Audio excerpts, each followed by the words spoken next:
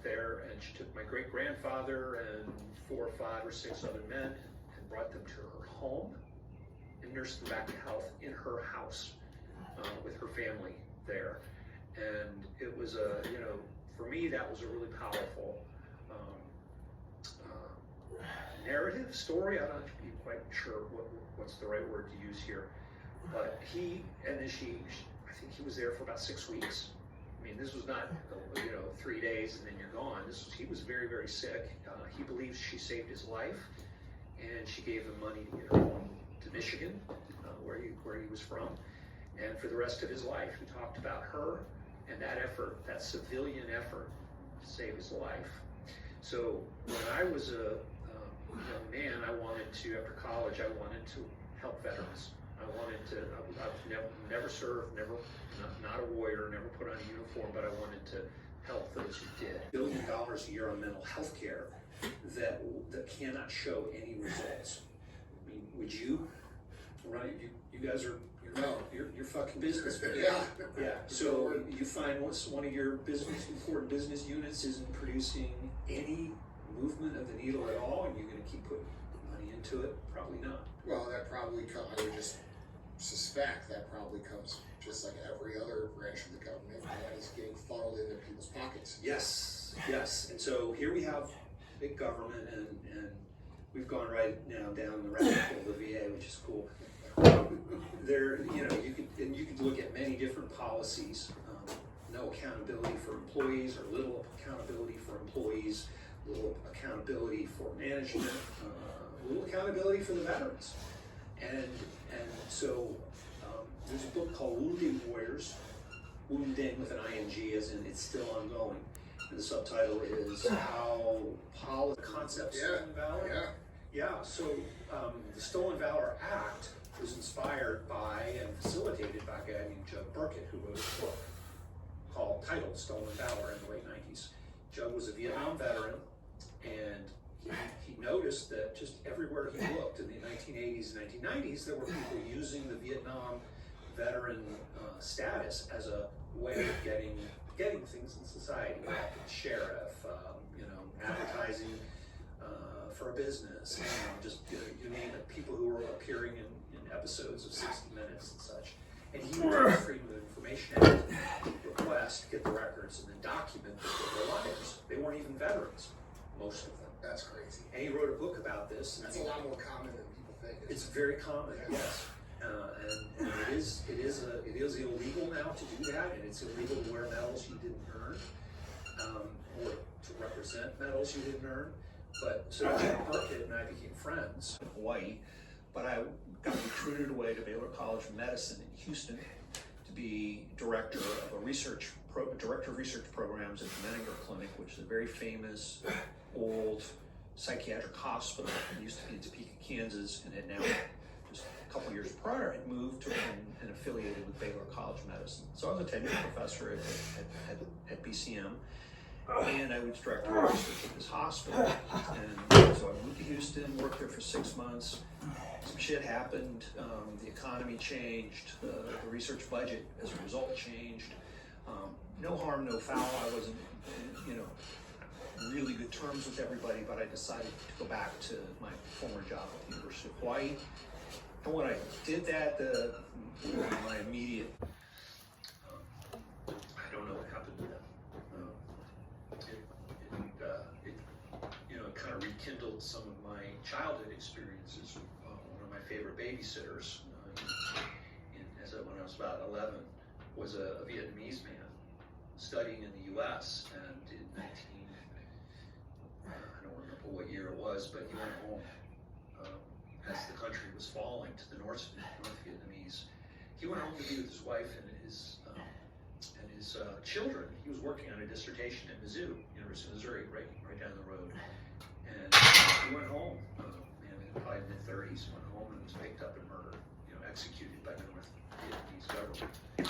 I don't know what happened to my guys that I was evaluating, but you could see it coming.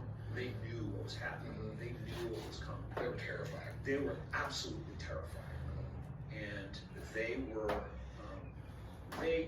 They knew what apparently our State Department and leadership in the U.S. claimed they didn't know.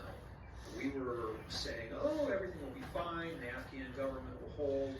The Taliban, they're not going to get in here. What were these last 20 years about?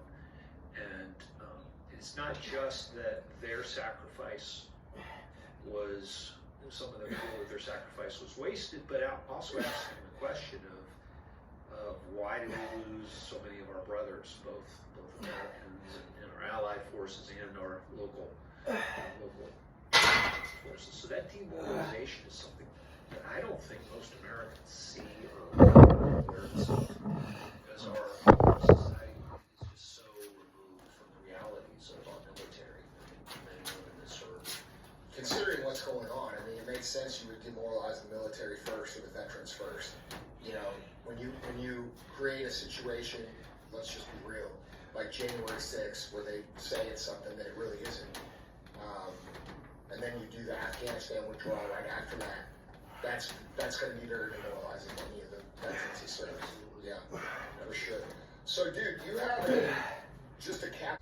Did I ever have an endocrinologist in any department as part of it? Not once. That's not to say that there isn't, there isn't research on hormones and psychiatric functioning, but that's just not.